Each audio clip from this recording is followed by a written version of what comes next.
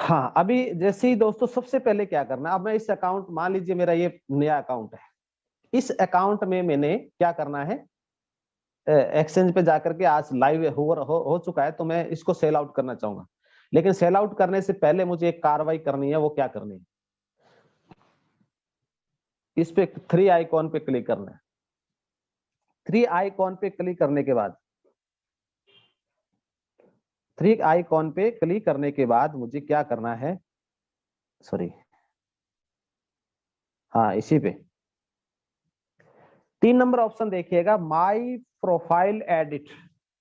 Okay, my profile edit दिखाई दे रहा है, इस पे आप क्लिक करेंगे। माई प्रोफाइल एडिट पे करेंगे तो ये पेज ऑलरेडी ओपन हो चुका है। अब काफी साथियों को कंफ्यूज होता है कि सर आगे पीछे नहीं हो रहा, मेरा तो नेट ही नहीं चल रहा। नेट चल चुका है दोस्तों, इसके नीचे ऑप्शन हो चुका है, इसके साइड में क्लिक कीजिए, खाली जगह पड़ी है, टच करेंगे तो अपने आप पेज वो हट जाएगा। अब देखिए ये चीज आपको बहुत ध्यान से भरना है दोस्तों। सबसे पहले केयर ऑफ में जो भी आप भरना चाहते हैं, care of, daughter of, son of, wife of, ठीक है ना। अगर आपकी पत्नी की आईडी है तो वाइफ ऑफ भरेंगे, आपके बेटे की आईडी है तो सन ऑफ भरेंगे, अगर बेटी की आईडी है तो डॉटर ऑफ भरेंगे, अगर कुछ भी नहीं है तो आप केयर ऑफ भर देंगे, ठीक है ना। केयर ऑफ भर दिया। अब इसमें फादर या हस्बैंड, जो भी जिसका भी आप नाम भरना चाहते हैं, क्योंकि केयर ऑफ में कौन आ सकता है, या तो फादर होगा केयर करने वाला, या हस्बैंड होगा केयर करने वाला, और तीसरा केयर ऑफ में एक नाम और आ सकता है। वो क्या आ सकता है कि आपके भाई आ सकता है, आपका बेटा आ सकता है, क्योंकि जैसे बुजुर्ग की किसी की आईडी लगाएंगे तो उसका केयर, जो केयर करने वाला है, जो इसका उत्तराधिकारी है, बस यही ध्यान रखना है दोस्तों, ये भरना है। उसके बाद ईमेल आईडी भरना है आपने, फिर डेट ऑफ बर्थडे ऑलरेडी भरी होती है, क्योंकि जब फॉर्म आप फिल करते हैं तो ये मेल फीमेल ऑलरेडी भरा होता है, ये भी भरा होता है, एड्रेस वाला पूरा फॉर्मा आपका ऑलरेडी भरा होता है।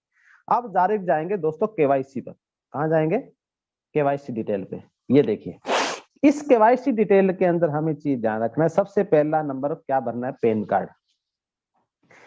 पैन कार्ड उस शख्सियत का भरना है जिसका आप अकाउंट नंबर भर रहे हैं।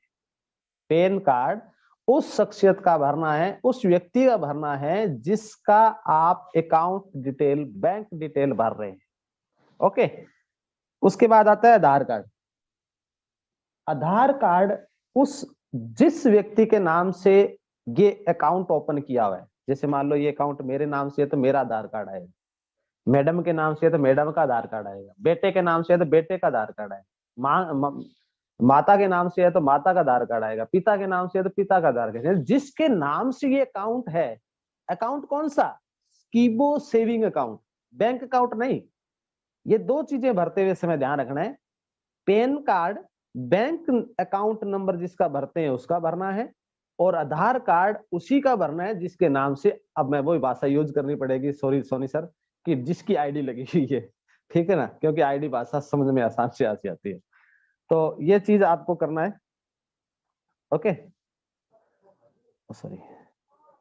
अब बात करते हैं दोस्तों account detail. Account detail, account number भरते समय विशेष ध्यान रखना है, कोई भी मिस्टेक नहीं हो। आईएफसी कोड भरते समय हमें विशेष ध्यान रखना है। उसके बाद नाम वही भरना है दोस्तों जो बैंक के अंदर है, जो बैंक के अंदर। ये डिटेल भरते समय बैंक की पासबुक आप अपने पास में रखें, इसमें एक स्पेलिंग का भी मिस्टेक हो गया, जैसे आपने देखा को मेरा आईडी में नाम क्या है, गौरी शंकर है, राइट, इसमें से जो किबो का अकाउंट है, लेकिन यहाँ मैंने गौरी शंकर डूडी भरा है। क्यों भरा है, क्योंकि मेरा बैंक के अंदर जो पहले से नाम है वो गौरी शंकर डूडी है, तो मैंने गौरी शंकर डूडी ही भरा है। जैसा आपके बैंक के अंदर लिखा हुआ है सेम कॉपी करना है, आपने दिमाग लगाना ही नहीं, बस सिंपल सा फंडा है दोस्तों। अगर यहाँ आपने जैसे GOURI है, मैंने GORI कर दिया, सीधा गौरी कर दिया, तो भी मेरा पैसा अटक जाएगा। नाम में भी मिस्टेक हो, क्योंकि एनएफटी होती है दोस्तों, एनएफटी के अंदर मैचिंग होता है एक एक चीज, एक भी डाटा रॉन्ग हुआ वो रिजेक्शन कर देता है, इसलिए आपको विशेष ध्यान रखना है। और जैसे ही आप ये भरेंगे आईएफसी कोड, तो नीचे ब्रांच का डिटेल आ जाएगा, तो आप देखें, चेक करें कि जो ब्रांच, जो मैंने आईएफसी कोड भरा है, क्या इसी ब्रांच के अंदर है। और ये डिटेल कहाँ मिल जाएगा आपको, अपनी पासबुक में। तो दोस्तों ज्यादा दिमाग लगाने की जरूरत नहीं है। कुछ एक्स्ट्रा और स्मार्ट लोग होते हैं मेरी तरह, वो क्या करता है, मुझे सब पता है यार, जरूरत ही कहाँ है, मैं पढ़ा लिखा हूं, मैं इतना जानता हूं, मुझे कहाँ कॉपी की जरूरत है। दोस्तों ये गलती करनी नहीं है, क्योंकि जिंदगी में एक बार ही ये काम करना है। अकाउंट डिटेल आपको बार बार नहीं भरना, एक बार ही भरना है जिंदगी में। तो दोस्तों जिंदगी में जो एक बार काम करना है वो तो ईमानदारी से कर लेना चाहिए। तो उस ईमानदारी इतनी है कि पासबुक आपके पास होना चाहिए, जैसे बच्चा देख देख के होमवर्क करता है ना, वैसे करना है आपको। ये ध्यान रखना प्लीज। अदरवाइज आपकी पे आउट की कोई गारंटी नहीं है, बात खत्म। ये वार्निंग है, सुन लेना। कोई अपलाइन उसकी जिम्मेवार नहीं होगी, कोई डाउनलाइन जिम्मेवार नहीं होगी, कोई कंपनी कस्टमर केयर डाउन जिम्मेवार नहीं होगा, कोई भी जिम्मेवार नहीं होगा।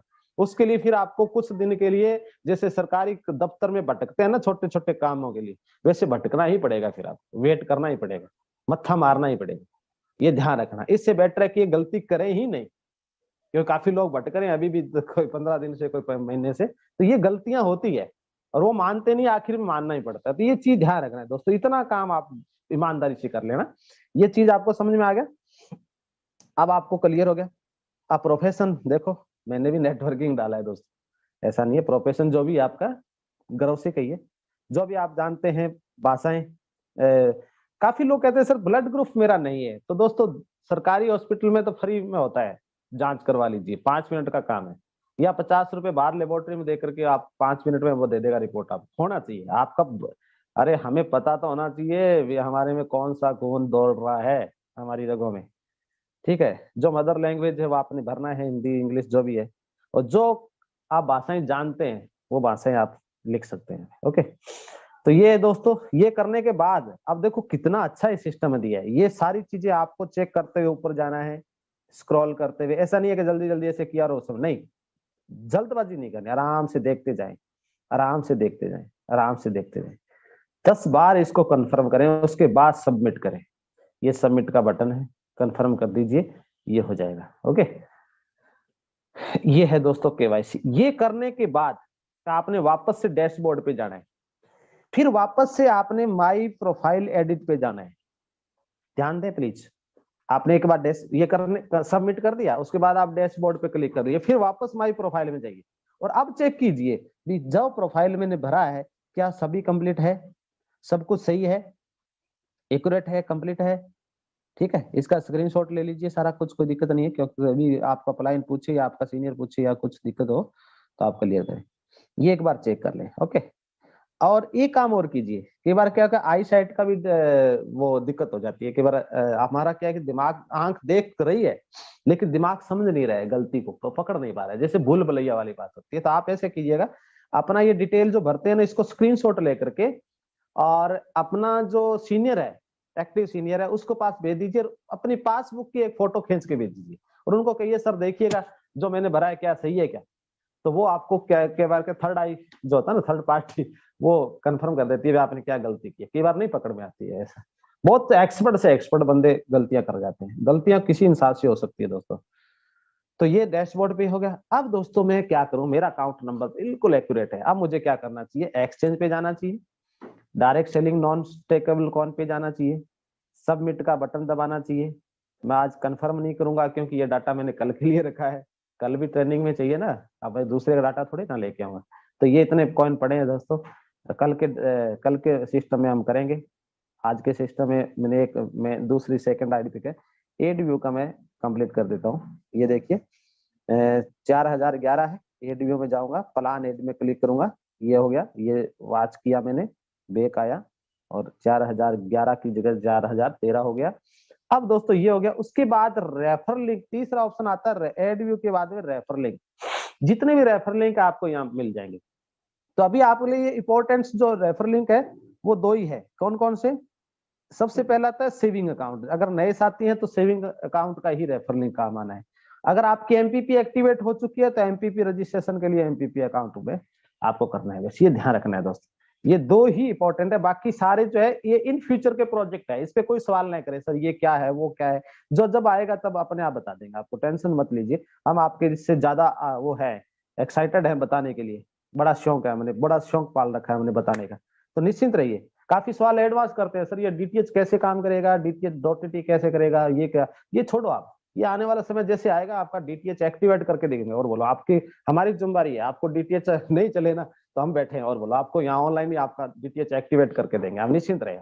अब ऐसे इतना खुश रहे कि कंपनी ने हमें 500 कॉइन दे दिया और 40 साल का एक डाटा दे दिया है, और जिस दिन भी एक कीबो का एक्स वो आ गया डीटीएच, उस दिन के बाद 40 साल हम निश्चित हो जाएंगे। ठीक है ना। तो ये सारे कॉइन है दोस्तों, जैसे मैंने आपको बताया करंट वैल्यू। और सबसे बड़ी विशेष ध्यान रखना है दोस्तों, आने वाली 16 तारीख, ये जो कल का दिन है, नेक्स्ट डे, एक दिन का समय हमारे पास है। अभी जितने भी साथी एक्टिव हैं वो साथियों को 111 रुपए 15 पैसे के हिसाब से 500 रुपीज कॉइन का जो है रजिस्ट्रेशन कॉइन मिलेगा।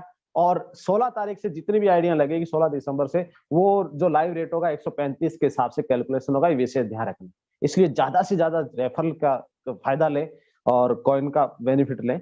और ये सारे कॉइन आपको, ये मैंने आपको बता दिया, सेलेबल माई एटीएम की तरह काम करेगा हमारा कीबो का। यानी ऑलरेडी प्रोजेक्ट रेडी है दोस्तों, इस एटीएम के बारे में क्या बताऊं मैं, बस वही बता सकता हूँ, घी का स्वाद वाली बात है। और सेलेबल कॉइन है, और वीकली नॉन स्टेकेबल कॉइन है, और नॉन स्टेकेबल कैश कॉइन है। ये वीकली वाला सवाल नहीं करें, क्योंकि ये पहले का प्रोजेक्ट था, पहले कुछ स्पेशल अकाउंट ओपन होते थे, अभी वो बंद हो चुके हैं। तो उन अकाउंट का जो पे आउट आता था वो वीकली आता था। ओके, और इन फ्यूचर में कुछ प्रोजेक्ट आएंगे जो उनका वीकली हो सकता है, तो ये ऑप्शन अभी वर्किंग में नहीं है, इस पे कोई सवाल नहीं करें। नॉन स्टेकेबल जितना भी आपका 15 दिन का जो ताम जाम है ना, वो कहते हैं ना चाय पानी वाला खर्चा आना है, वो नॉन स्टेकेबल में आना है। ओटीटी डीटीएच माइनिंग ये आने वाले समय की कहानी है। रेफरल माइनिंग आप जो जितने भी डायरेक्ट करते हैं उनका जो डायरेक्ट से जो आपको इनकम आती है वो आता है। ये है दोस्तों वो स्टेकेबल कॉइन जो आपको सालाना मिलने वाला है। ये स्टेकेड कॉइन है, ये आपका गोदाम में माल जमा है, ये एक साल के, इसमें से एक 1.66% आपका साल में एक बार आपको मिलेगा, और उसको आप यूज कर सकते हो। टीम से रेफरलिंग मिल रहा है, ये सारी चीजें आपको, ये सारी चीजें आप पढ़िएगा। और ये है दोस्तों वो कॉइन्स जो आपको 500 रुपीज में वर्थ के मिलता है। तो उस समय 81 रुपए का रेट था तो ज्यादा मिले थे, अभी 4.4 कुछ मिल रहा है, थोड़े दिनों में 3 पॉइंट कुछ मिलना शुरू हो जाएगा। तो ये सारी चीजें, ये एड माइनिंग से आपको पता चल रहा है। आज ईश्वर की दया से मेरा जो अकाउंट है वो 32 दिन का हो चुका है, 2 दिन में एड नहीं कर पाया। देखो दोस्तों, इतना बिजी स्टूल रहता हूँ कि मैं खुद ही भूल गया 2 दिन का है। तो 32 डेज मेरा हो चुका है, तो 30 डेज का ही मैं कर पाया एड।